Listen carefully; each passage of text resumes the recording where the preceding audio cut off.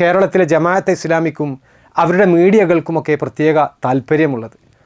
മാധ്യമം പത്രം, media one ചാനലിലെ പ്രത്യേക ചർച്ചകൾ, ജമാഅത്തുകാരുടെ സോഷ്യൽ മീഡിയയിലെ ഇടപെടലുകൾ, ഇതിലൂടെയൊക്കെ ഹമാസിനെയും ഹിസ്ബുള്ളയെയും ഇറാനെയും ഒക്കെ പർവ്വതീകരിക്കുമ്പോൾ നിരന്തരം നമ്മൾ കേട്ടുവരുന്ന നുണകൾക്ക് പൊതുബോധത്തിലും വിശ്വാസത്തിലും കാര്യമായ സ്വാധീനം ചെലുത്താനാകും. പ്രത്യേകിച്ചും അവയെല്ലാം ആധികാരികമായ രീതിയിൽ അവതരിപ്പിക്കുമ്പോൾ സാധാരണക്കാർ തെറ്റിദ്ധരിക്കാൻ സാധ്യതയുണ്ട് എന്നതുകൊണ്ടാണ് ഈ വിഷയത്തിൽ ഒന്ന് ഇടപെടാൻ എനിക്ക് തോന്നിയത്.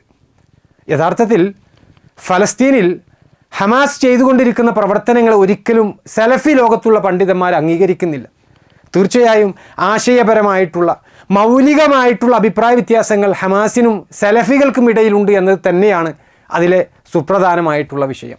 എന്നാൽ അതെല്ലാം മാറ്റിവെച്ചുകൊണ്ട് ഹമാസ് നടത്തുന്ന പോരാട്ടത്തെ നമ്മൾ അംഗീകരിക്കണം എന്നാണ്